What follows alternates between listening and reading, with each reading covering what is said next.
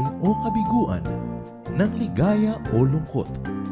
Kaya marapat lamang na tanggapin si Jesus bilang tagapagligtas at Panginoon. At matapos yun ay panariwain ang katapatan at paglapit sa Kanya bawat araw o day by day. Ang day by day ay naglalayong umalalay sa pang-araw-araw na pamumuhay.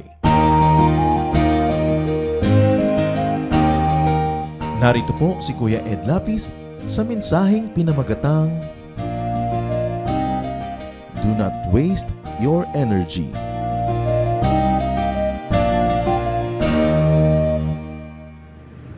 Maiksi ang buhay at limitado ang oras. Kailangan walang aksayadong panahon at walang nasasayang na lakas ang tao.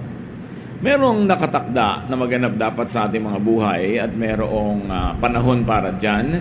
Pero pag tayo ay nagsayang ng panahon at lakas, hindi nangyayari ang dapat mangyari. Ang pamagat po ng ating pag-aaral ngayon, do not waste your energy. Huwag magsayang ng lakas. Panginoon, salamat dahil binibigyan niyo po kami ng lakas. At nawa, magkaroon kami ng kaliwanagan para ang lakas na ibinahihiram niyo hindi masayang, magamit sa tama, magbunga sa tamang panahon. Forgive us our sins, O God. Cleanse us. Enable us to see your holiness, to hold your hand, to hear your voice.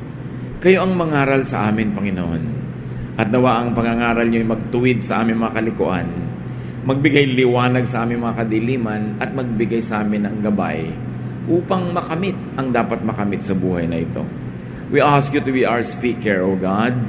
Ang inyong lingkod ay inyo lamang pong kasangkapan. Let your voice be heard by your people through your servant. Speak to us. We ask you to heal us, empower us, guide us. In the name of Jesus, your Son, our Lord, our teacher, our Savior and friend, we pray with thanksgiving. Amen. Do not waste your energy. Ecclesiastes 4:4-8. I realize that we work and do wonderful things just because we are jealous of others. This makes no more sense than chasing the wind. Isa po itong napakalinaw na realization ni Solomon na ang tao ay maraming ginagawa dahil lang nakikipag-compete siya sa kanyang kapwa. Dahil nagseselos, naiinggit, nananaghili, kaya nagsisikap na maabot o malampasan yung kinaiinggitan o pinagseselosan.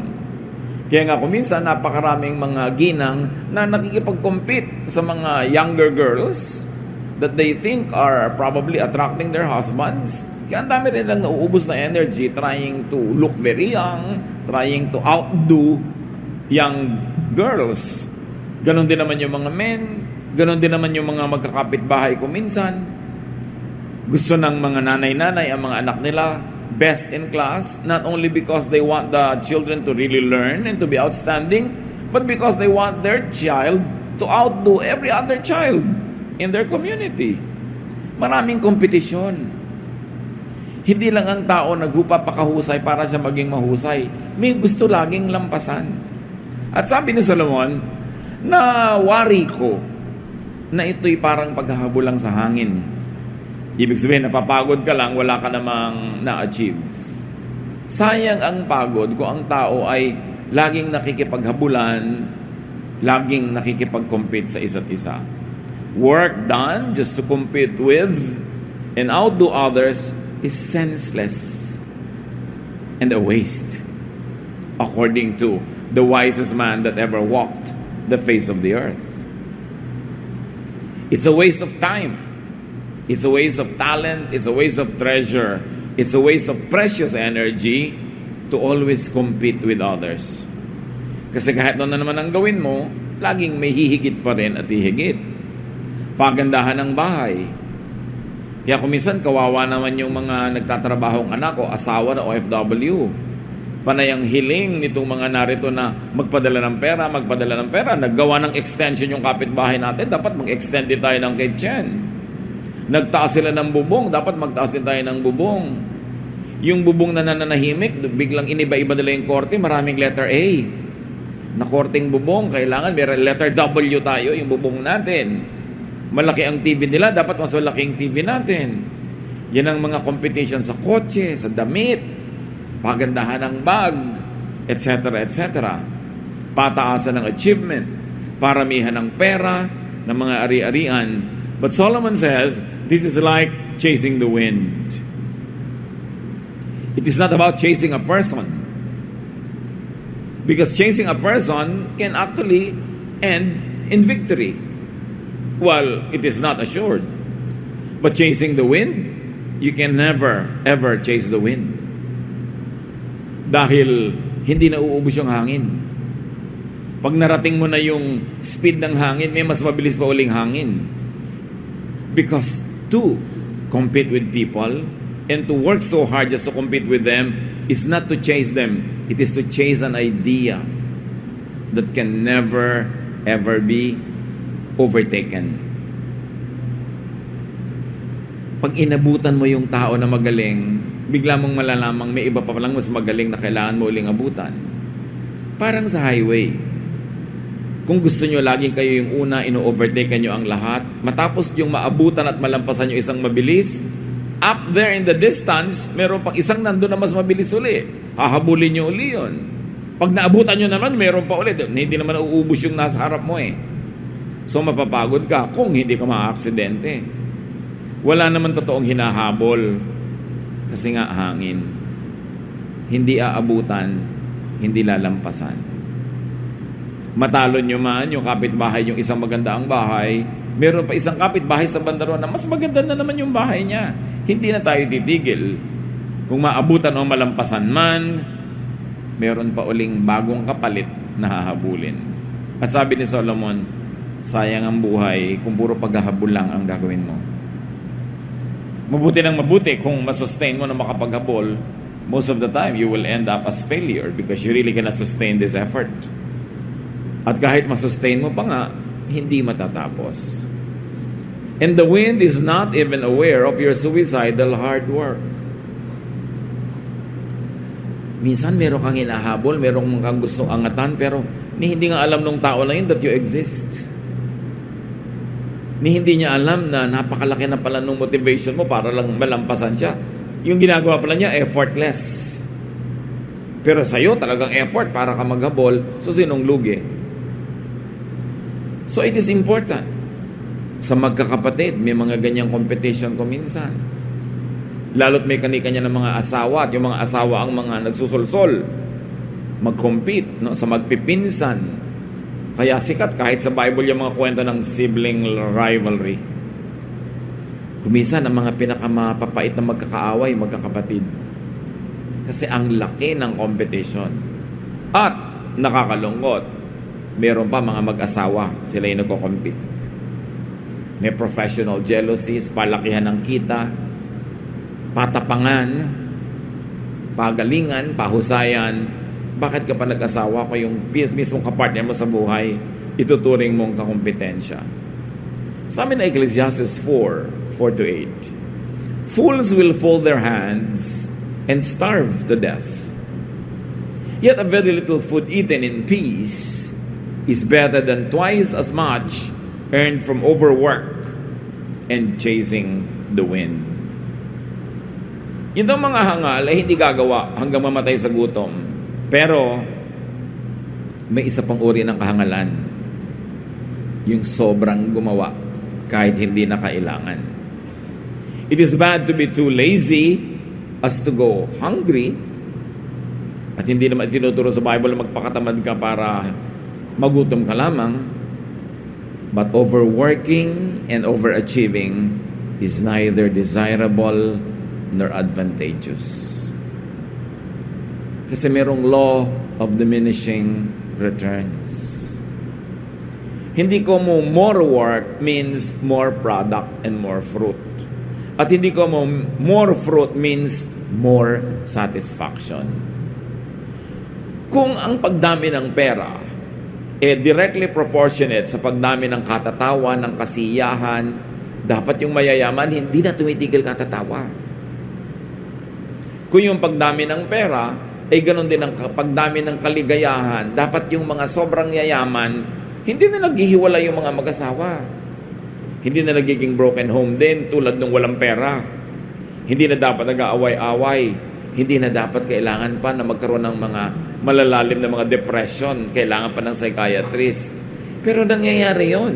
Ibig sabihin, kahit dumadami ang pera, hindi ibig sabihin dadami ang saya. Sure, meron tayong kailangang minimum amount of money para hindi ka maging malungkot at hindi ka maging gutom. You've got to meet that minimum. But beyond that minimum, there is no guarantee that everything added would also add to your happiness. At sinabi dito sa ating binasa, mabuti pa simpleng pagkain na hindi sobrang pinaghirapan, kesa hirap na hirap naman, doble nga ang dami, elaborate nga, pero sobra din naman ang hirap. In other words, wala nang natirang lakas para ma-enjoy yung food na yon. Naubos na sa paghahanda, sa pagpapaganda ng hain. Kaya kung minsan, ganyan yung mga nangyayari sa mga elaborate parties. Dahil gusto ng nanay, gusto ng tatay, o gusto mismo ng debutant, sobrang magarbong debut, hirap na sila, stress na sila, pagod sa preparation. Nung dumating yung event, di nila na-enjoy. Mga puyat na, nagkakagalit pa, nag-aaway-away dahil marami sa script nila hindi nasusunod. Ganon din sa mga kasalan. Kahit anong event. At napapansin nyo ba, pag merong event, may lakaran, pag sobrang plano, madalas hindi siya fun. Kasi may script. So Solomon says, better enjoy little in an atmosphere of peace and ease than to have so much through overwork. So kung kailangan ka magkautang-utang para lang magkaroon ka ng isang gadget na latest, mabuti na yung simple na hindi ka nagkakautang, walang stress, hindi kayo nagkakaaway-away, mas tahimik ang buhay. Mas mabuti na mag-settle kayo for a simple life, that you have enough time to love, to rest, to be together. Pero meron nga kayong malaking bahay at may mga kotse, pero ang binabayaran nyo, ang dami, hindi na kayo nagkikita-kita sa paghahanap buhay. At maiinit ang mga ulo pag nagkikita-kita kayo, mag-aaway-away pa. So it's important to relax. It's important to know how to relax.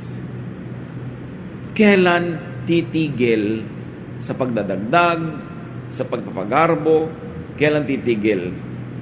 Sasabihin ko ng marami, hindi naman namin problema yan kasi wala nga kaming garbo kapos pa nga. Pero ang point, kahit napakarami o napakaliit, totoo pa rin ito. Doon sa napakaliit, meron pa din doon na sobra pa rin pagsisikap na pwede na rin mas maliit pa rin. Every budget has a corresponding lifestyle.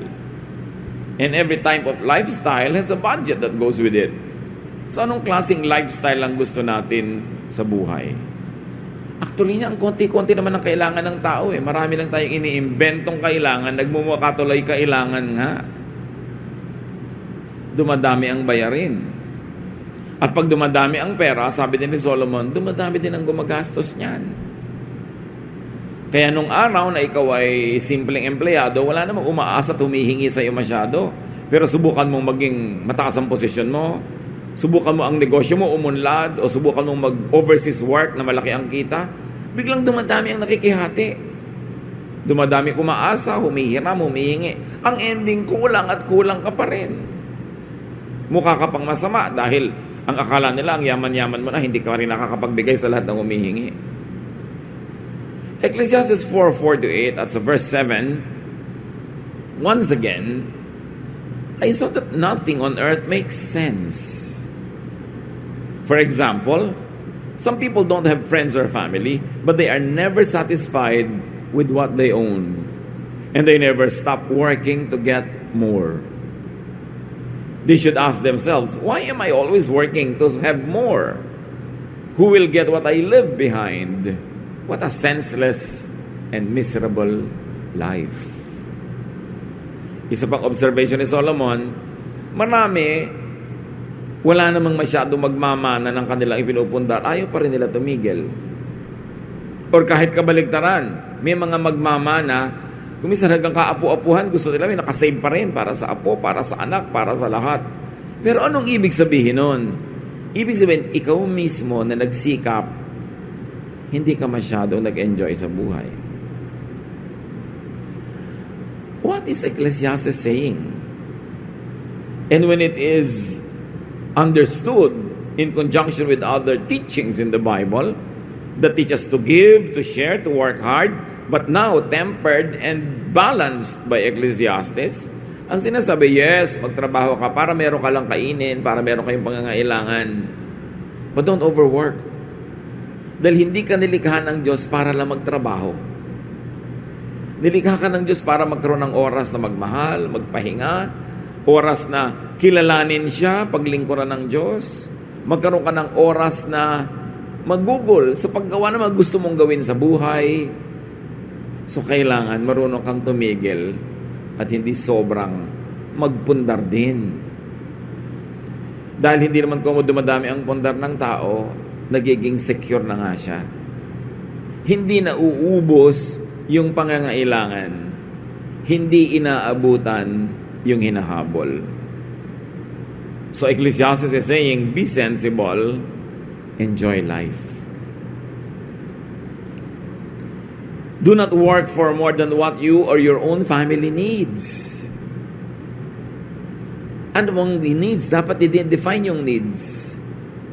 Kaya maraming mga kababayan tayo mag-a-abroad kumisan, maghihiwalay ang mag-asawa pansamantala. Sabi niya, 2-3 years lang to, o 5. Mamaya 15 years na sila magkahiwalay, hindi pa nila napapansin. 20 na, 25, ang tagal-tagal na.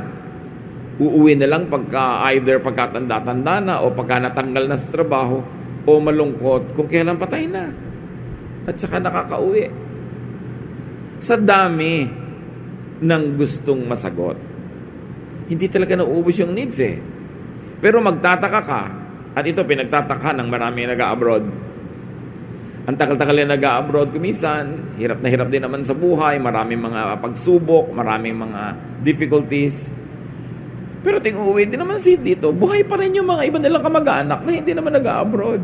Kumisan nga, mas masasaya pa kayo sa kanila, mas bago pa cellphone. Hindi mo alam kung saan nila ginagawa at paano nangyayari yon. Pero pare-pareho lang. Yung nga mga walang pera, yan ang magaganda cellphone eh. 90%. Yung talaga mga mapera, simple lang yung mga cellphone. Yung wala talaga yung mga iba, pagka pinipindot nila, may lumalabas pang electric fan. Parang hindi natitigil yung cellphone na yan ang bagong model. Ano? Yung mga gadgets na yan, mga computer na yan, isa na siyang napakalaking bisyo. At isa na siyang napakalaking kabulagan ng mga tao. Kailangan lagi kang merong bago. Ang mahalaga lang naman, nakaka-communicate ka. Kailangan ba talaga na may refrigerator sa loob ng cellphone? Pero mamaya lalagyan na rin nila yan dahil yung iba bibilin pa rin yan. Di ba?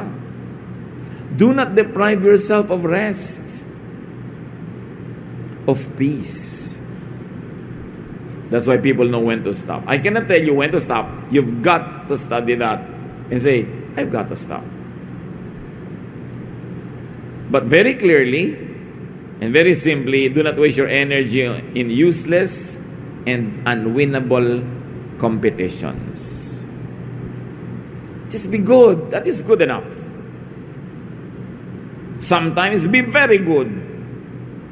And very, very once in a while, be excellent. But if you're going to be excellent all the time, para kang electric fan na lagi nasa 3, yung speed ng fan, 3 buwan lang sira ka na. Kasi overused. Kahit na doon naman bagay, pag lagi nakatodo, madali masira. Tao din. Kailangan alam mo when to slow down, when to just relax. Do not waste your energy in unwinnable competitions.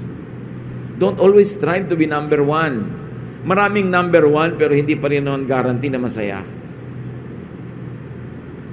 At sabi nga ni Jose Rizal, ang pinakamatayog na puno ang tinatamaan ng kidlat. Totoo yun. Mahirap maging number 1 at lalong mahirap mag-maintain na maging number 1. Alam niyo yung sa pinakamahirap ma-maintain? Yung sa pamilya niyo, ikaw ang kilalang number 1 na pinakamapera. Grabing stress yan. Lahat ng may sakit, lahat ng mga may party, lahat ng may pangangailangan, lahat ng may enrollment, sa iyo pupunta. Kasi nakilala kang number 1 na pinakamayaman sa pamilya. It is one area in your life where you should be silent. Yung hindi nagpo-flaunt ka agad, nagkakapera ka lang ng konti, nakikita na agad sa gadget, sa mga bag. Sabi mo kamag-anak, aha, mapera siya. Di ba? Magpaplano na sila ng sari-sari mga drama, mga patibong para makuha nila yung pera mo. Ang ending lang doon, yung pera mo lilipat from your pocket to theirs. Kailangan hindi ka masyado nagpapakita ng ganyan mga bagay. Nakaka-stress. And do not waste your energy in overwork. Yung iba kaya bumabagsak sa buhay, meron na silang magandang negosyo, kumikita na, diversify pa ng diversify. Kuy, balita ko maganda yung ganong negosyo, invest na naman doon. Balita ko maganda yung ganong negosyo, invest doon. Many people have already made it very, very big in their failed fall when they over-diversify. Pag ikinalat nila yung resources nila sa napakarami mga negosyo, hindi na naman nila kayang bantayan. Kasi meron sila mga negosyo, kung minsan umuunlad, yumayaman sila, kasi binantayan nila talaga. Halimbawa, unang negosyo nila yon, nakatutok talaga sila, ginagawa nila lahat. Therefore, napaunlad nila. Akala naman nila, pag nagbukas sila ng another negosyo, mauulit yung success. Pero kaya mo bang tutukan talaga ang maraming negosyo? Mababantayan mo ba yung second and third negosyo mo tulad ng pagbabantay mo doon sa una? So, ang mangyayari, kakainin lang ng mga lugi ng second and third negosyo mo yung kinita mo doon sa first. That's why you should know when to stop. Hindi lahat ng karera sinasalihan. Marunong ka dapat magpigil sa sarili. Use your energy wisely. And if I may add, don't use your energy on anger. Sayang ang energy. Kung yung katabi nyo magagalitin, sikuhin nyo, sayang ang energy. Di ba? Nagagalit ka? At gaano karaming electrical impulses ng katawan ng kaya mong gamitin para ka sumigaw, para ka magalit? Gaano karaming i-waste mo na energy para ka magkimkim ng galit? Ang hirap, sayang ang energy. Gamitin mo sa iba. Use your energy, wisely. To work only for what you need. Your need tomorrow will be met by the blessings of tomorrow. Don't hoard too much. Siyempre, maganda naman yung may konti kang hedge, may konti kang savings, may konti kang isinube, pampasecure ng konti. Pero pag sobrang dami na yan, what did you do para dumami yan? Ano ang nawala sa buhay mo para magkaroon ka ng ganong klaseng karaming inipon? Siguro marami kang inipon kasi hindi ka nag-enjoy sa buhay kahit kailan. Siguro marami kang naipon dahil marami kang pinalampas na kasiyahan. O meron ka mga nilamangan, o may mga dapat tulungan na hindi mo tinulungan. Behind a very, very, very huge amount of money is usually a crime. A crime against others or a crime against yourself. Kaya nga ang prayer, give us this day our daily bread. Can you imagine kung poproblemahin mo lang naman talaga yung today? Hindi naman napakalaking problema eh. Pero yung isip mo, 3 years from now, 10 years from now, ang bigat ng problema. Kaya sinasabi, tomorrow will worry for itself. Do not be concerned about tomorrow because God will be there. Although, position yourself nicely so that when tomorrow comes, you will be in a position to do good and to make good. Plant today so that you will harvest tomorrow. Hindi naman ibig sabihin, wala ka na ipaplant, bukas ka na magpaplant. Siyempre, gusto mong i-harvest tomorrow, ipaplant mo today. Pero, marunong ka rin dapat na mag-enjoy sa buhay. Use your energy wisely to enjoy a life of peace and ease. Anong ultimate luxury? Akala ng iba, mahal na kotse.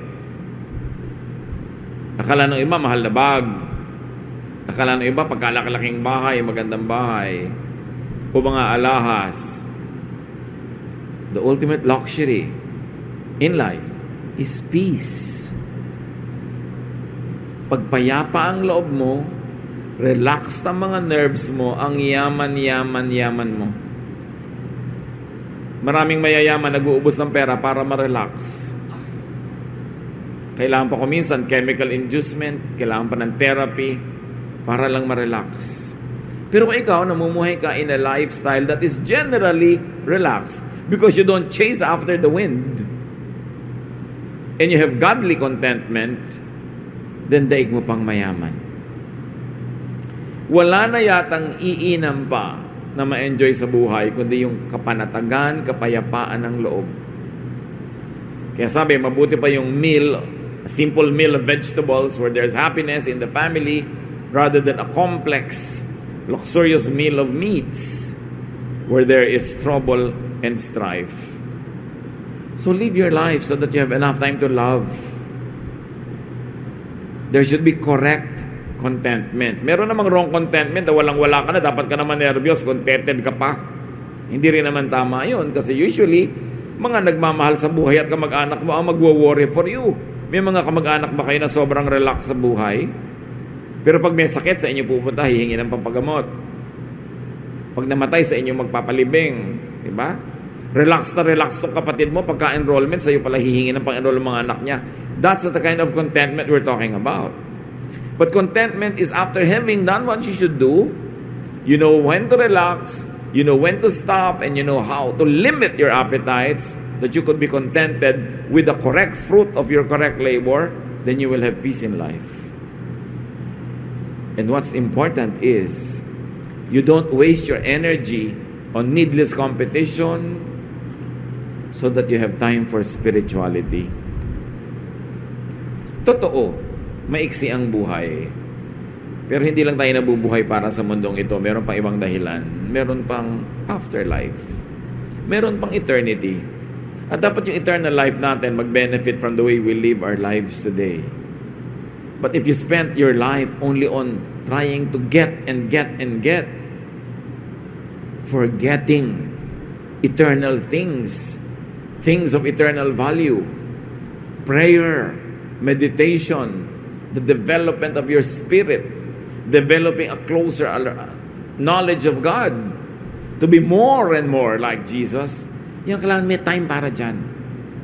But if you're too busy trying to amass, trying to get, usually yun ang una nagsasuffer.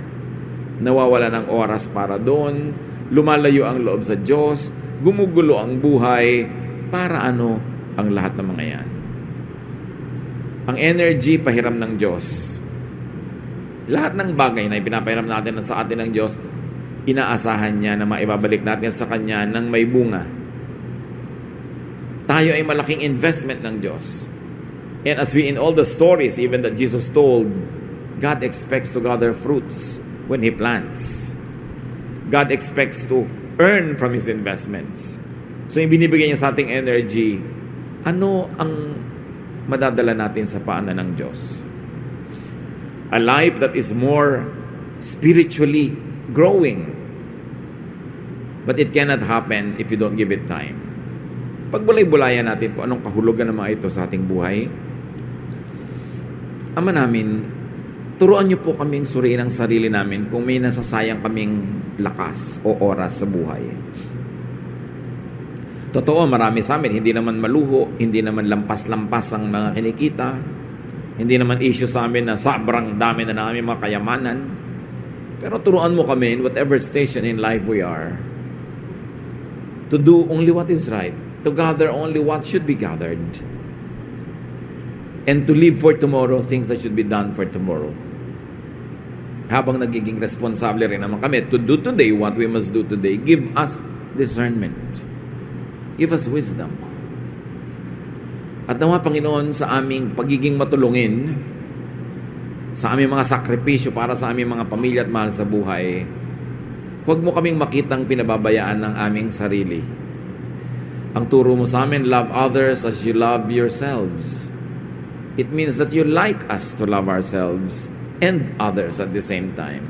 Turuan mo rin po kami, Panginoon, kung lumalabis naman ang pagsasakripisyo namin para sa iba, na walang natitira para sa amin. Turuan mo kaming pahalagahan din ang aming mga sarili, ang aming buhay, ang aming mga layunin, mga pangarap, mga gustong mangyari. Dahil gusto mong mangyari sa amin yun. Turuan mo kami, Lord, i-balance yung paglilingkod sa kapwa, pagtitiis, pagmamalasakit, sa pag-aalaga din namin sa aming mga sarili. At nawa sa isang balanced life, kami ay aming mabigyan ng papuri. Mapwesto kami in a stable spiritual platform where we can grow, where we can understand you more, where we can enjoy this life that you have given us, and where we can prepare also, O Lord, for eternity. Nawa, turuan mo kami mag-analyze kung paano namin inuubos ang aming mga 24 hours every day, ang lakas sa aming katawan, ang aming isip, ang aming creativity, aming mga energies para lahat magugol doon sa kapakipakinabang at mabuti. Pagbulay-bulayan natin mga kapatid kung anong personal na kahulugan yan sa ating mga buhay. Lord, in silence, continue to speak to your people. Sa mga simpleng mga pinag-aralan namin mga verses ngayon, nawa mag-ugat ang karunungan sa aming buhay para buong panahon na kami narito sa lupa, pakinabangan namin ang sandaling ito na kami inyong kinapanayam at pinaalalahanan not to waste energy.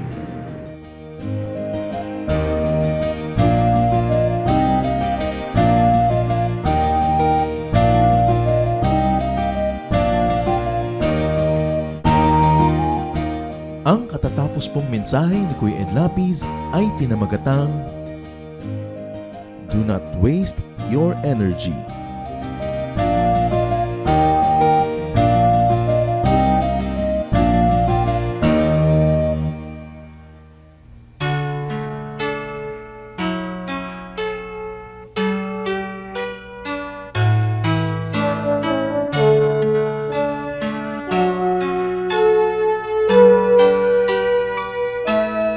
Kahit lagi ang pasakit dito sa buhay ko, kahit lagi ang pagluha dito sa buhay ko, sakali man itong aking pamatok, ubod ng bigat, sa tulong mo, Jesus, nakakaya ang lahat. Kung sakaling ang ligaya'y di pa natagpuan, kung sakaling ang ginhawa'y di pa nakakamtan, sa piling mo, Jesus, ako ay lagi nang nakatanaw sa langit mong laan, di na mamamanglaw. Pagtitiis ang kailangan kong mabatid, kaya't ikaw, Panginoon, ang aking tutularan. Pagtitiis ang kailangan kong mabatid, ang buhay ko ay lalago kung mayroong pagtitiis.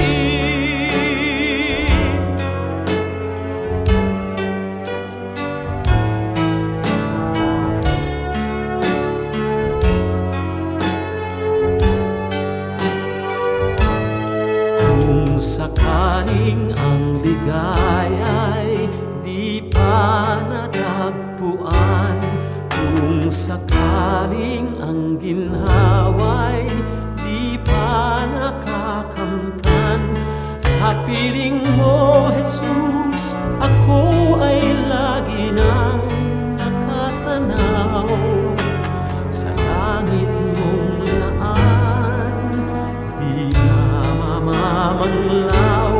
Pagtitiis ang kailangan kong mabatid, kaya't ikaw, Panginoon, ang aking tutularan. Pagtitiis ang kailangan kong mabatid, Espiritu ay lalago kung mayroong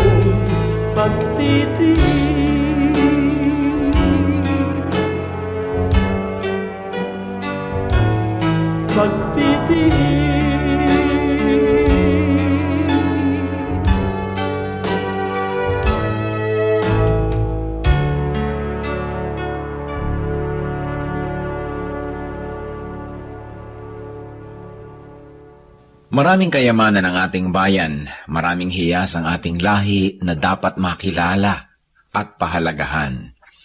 Kadalasan meron po tayong parang mababang pagtingin sa ating sarili, sa ating mga ninuno, sa ating mga katutubo, at ito marahil ay dahil lamang sa kulang tayo sa impormasyon o kaalaman, kulang tayo sa pagkilala, kaya hindi natin nakasanayan at kung minsan hindi tayo nagagandahan. Maraming kayamanan ang lahing Pilipino. Dapat na makilala, dapat itanyag, at dapat lang na magamit sa pagsamba sa ating Panginoon tulad din ng lahat ng mga larangan ng mga artes ng ating bayan. Isa na dito, na kayamanan ng bayan ang ulalim. Ang ulalim ay isang epikong paawit ng mga Kalinga. Anang kanodul lalame susundan tatong si anan ki mga nakuha nakampot ko. Ang ulalim ay isang mahabang awit o epiko na nagsasalaysay ng mga pakikipagsapalaran ni Banna, ang bayani ng epiko, at ang kanyang panliligaw kay Laggunawa. Ito ay maririnig sa gabi, sa mga masasayang pagtitipon tulad ng budong o kaya sa mga tahanan bilang pang-aliw at pagkwento sa mga bata ng kasaysayan ng lahi. Siyan nan isumin ginakat awet kad nang ngayon nyo kanda. Ang ulalim ay binubuo ng mararaming kabanata na naglalahad ng katapangan, katalinuhan, kagitingan at kakisigan ng bayani. Ang ulalim ay tulad lamang ng maraming mga epiko ng Pilipinas. Ilan na dito ang Biyag ni Lamang, Darangin, Ambahan at marami pang iba. Anang kanod itong alipos kulit tong yat pwedong isu. At ang ulalim ay inaawit. Ang awit ay isang paraan ng pagkanta. Kadalasan sinasabi natin, umawit ka, ibig sabihin kumanta. Ang awit ay isang uri ng pagkanta na parang pakwento na hinahagod ang mga tunog na parang pasyon. Ang pasyon ay isang awit. At ito isang napakatandang uri ng musika sa Pilipinas. Magpahanggang ngayon ang mga makabagong mga awit o musikerong Pilipino kapag sila lumilikha ng mga tunog, kahit hindi nila sinasadya, sila ay napapaawit, humahagod, at ang pag-uri ng pagkanta ay kumukulot-kulot ang mga letra na paraan ng pag-awit ng mga katutubong Pilipino.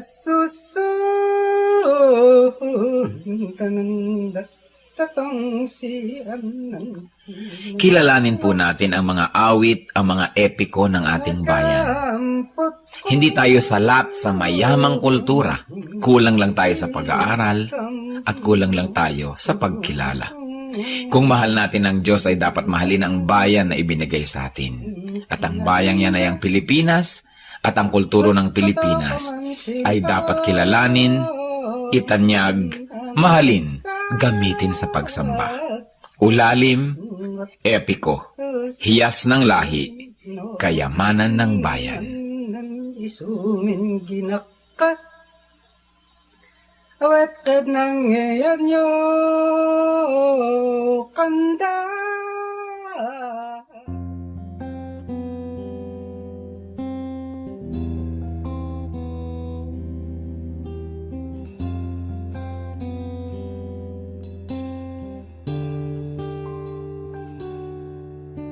Mula sa sinapupunan,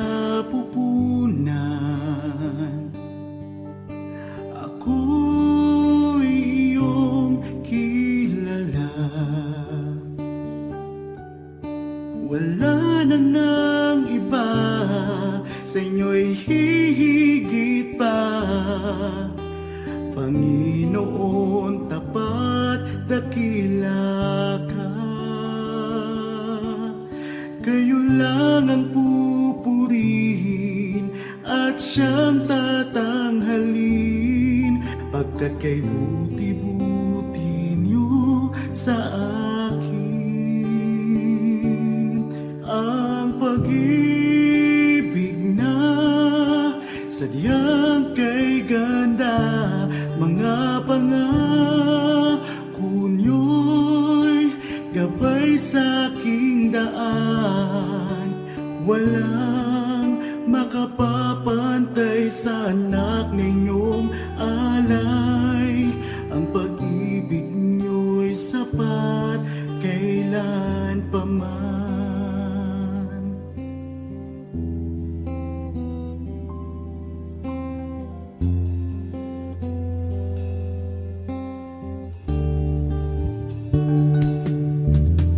Tinawag niyo akong kaibigan, kahit na ako ay pariwara. Sagad sa labis ang inyong pagmamahal, sa tupang sa kawan na nawala. Kung aking bibilangin bawat butil ng buhangin, ang habag niyo'y ganon karami rin. Ang pag-ibig niya sadyang kay ganda. Mga pangako niyo'y gabay sa aking daan. Walang makapapantay sa anak na inyong alay. Ang pag-ibig niyo'y sapat kailan pa man. Paano ba masusukat taas, lalim, layo't lawak ng pag-ibig niyong sadyang walang hanggan, walang hanggan. Ang pag-ibig na sadyang kay ganda. Mga pangako niyo'y gabay sa aking daan. Walang makapapantay sa anak na inyong alay. Ang pag-ibig niyo'y sapat kailan pa man. Ang pag-ibig niyo'y sapat kailan pa man. Ang pag-ibig niyo'y sapat kailanman.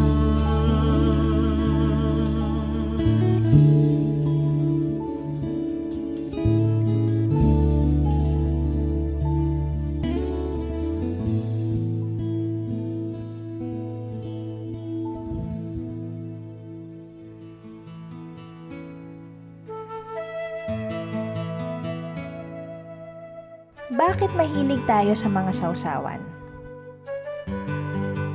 Tayong mga Pilipino, basta mayroong creative process, sama-sama, lahat may participation. Cooking is a creative process. Sa atin, hindi natatapos yan sa kitchen. Yung kakain, sasali pa. Kaya meron pa siyang idadagdag na lasa. Gusto ba niya ng suka, gusto niya ng sili, gusto niya ng patis, o kung ano man, ilalagay pa niya yon. Sa Western table, yung chef pag nagluto, naiinsulto siya pag nagdagdag ka ng salt o pepper, lalo ketchup. Kasi sa kanya, tapos na ang creative process sa kitchen. Individualistic kasi ang mga Westerners. So yung mga creators nila, gusto, nandiyan ang pangalan ko, akong gumawa, wala na magdadagdag. Sa atin walang ganon. Everybody participates because we thrive in the concept of community.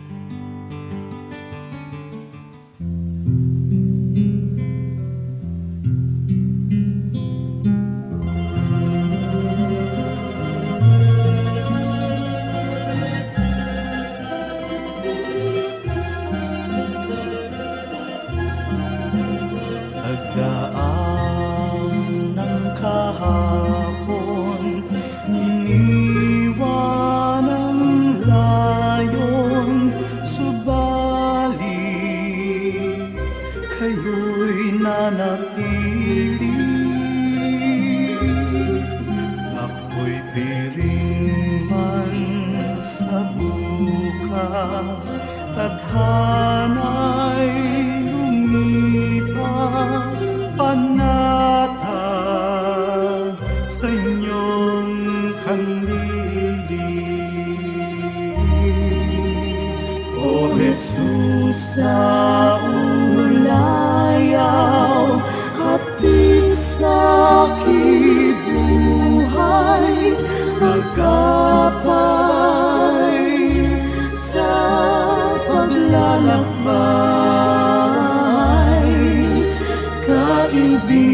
kang tunay, dagliang karamay, kailanman di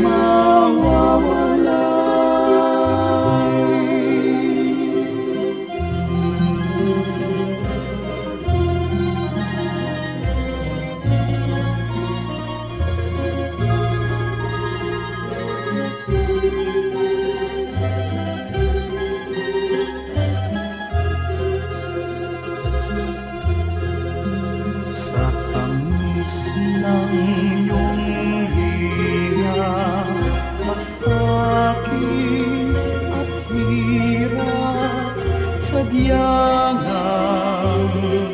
hindi mananaig. O Jesus, kaulayaw, gawin pang malinaw sa akin ang iyong pag-ibig.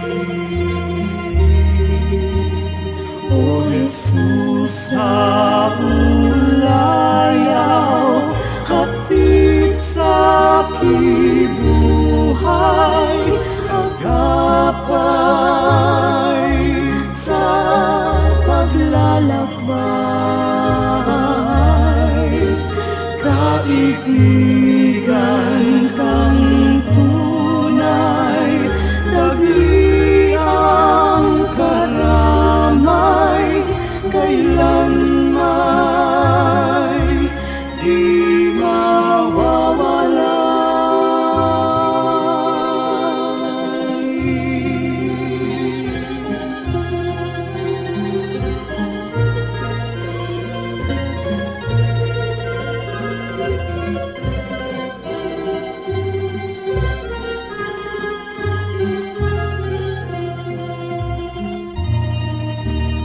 O Jesus, sa ulayaw,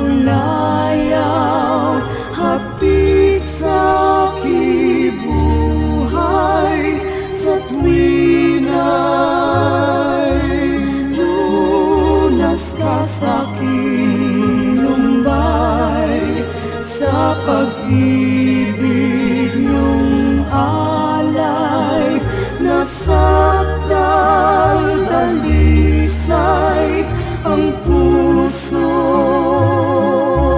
ko'y humihimlay. O Jesus, sa ulayaw,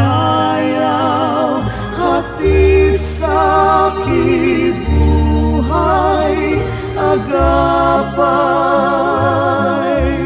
sa paglalakbay. Kaibigan kang tunay, dagliang karamay, kailanman di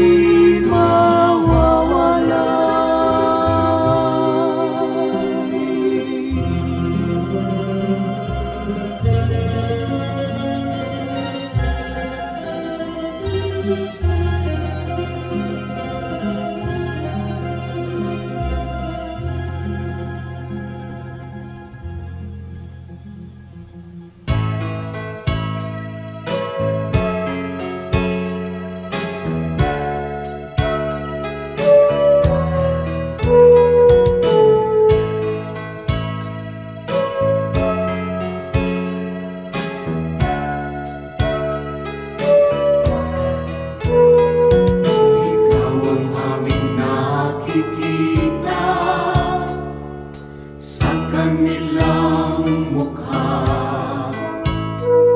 kaya ang mabuting balita binabahagi sa mga dukha.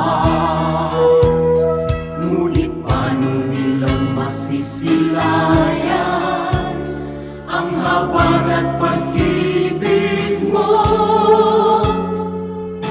kung hindi mapatutunayan sa aming patotoo?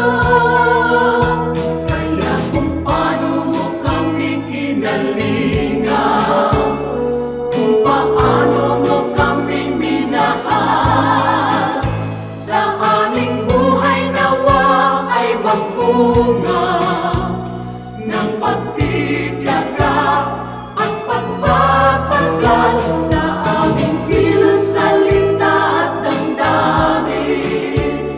Maranasan nilang totoo ang kabutihang natutunan natin na nagmumula sa'yo.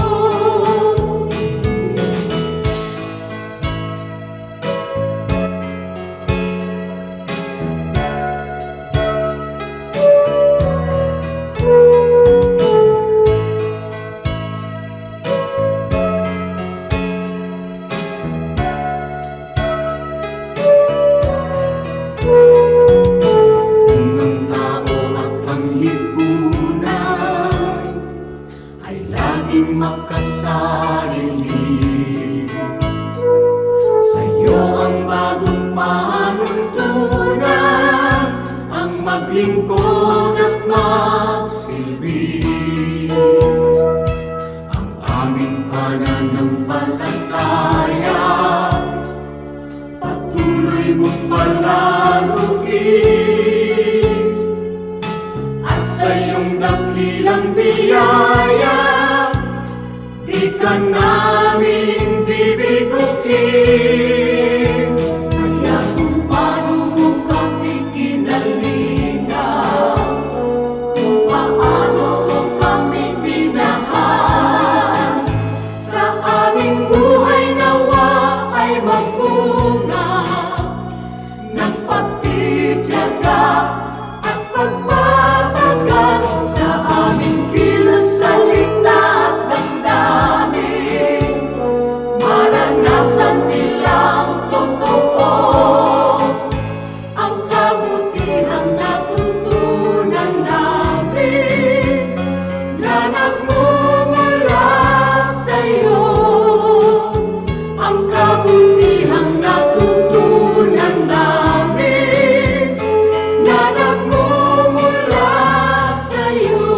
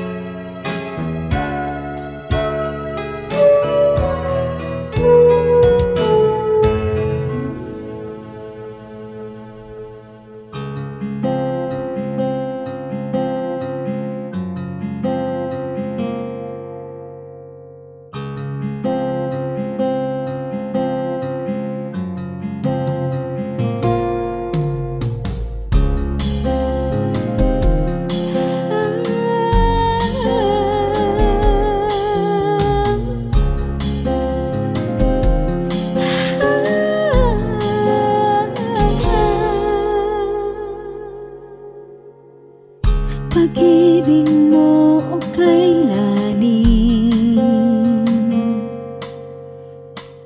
sukat man lumayo'y mahal pa rin. Liparin ko man ang dulong ng langit, sa piling mo pa rin magbabalik.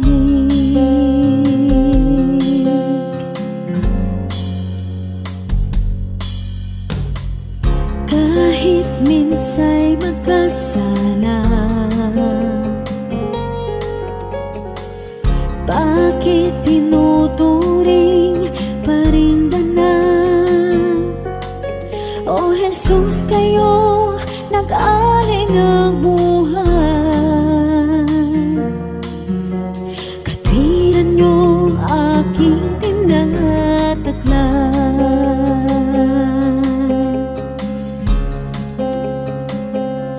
O tanggapin, papuri ay tingkin, nagsasabing ikaw aking hari, Diyos na banal, ngalay tinatanghal. Kabutihan mo sa'kin walang mali. Diyos, salamat sa pag-ibig na wagas.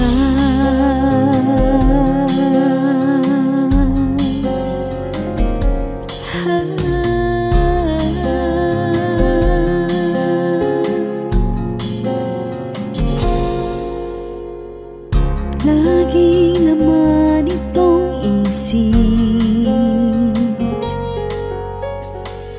ngalan ko sa palad mo inukit. Walang sino mang maaring magwala. Kaligtasang ikaw ang nagpikas.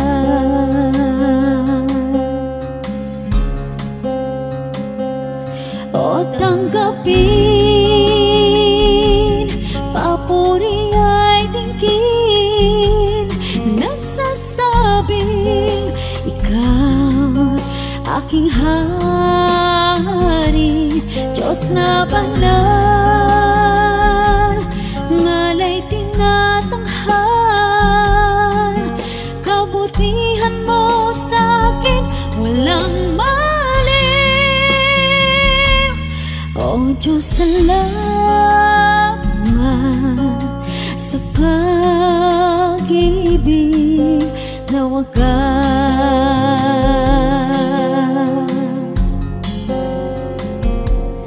O tanggapin, papuri ay tingin, nagsasabing ikaw aking hari, Diyos na banal, ngalay tinatanghal. Kabutihan mo sa'kin walang mali. O Diyos, salamat sa pag-ibig na wagas.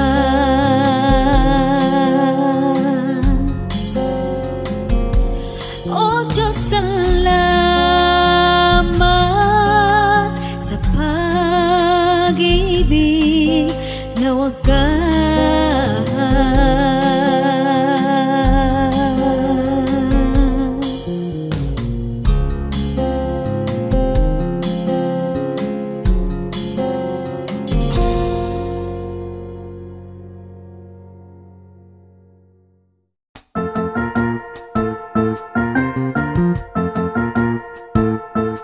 Oras na po para pansamantalang magpaalam ang programang Day by Day.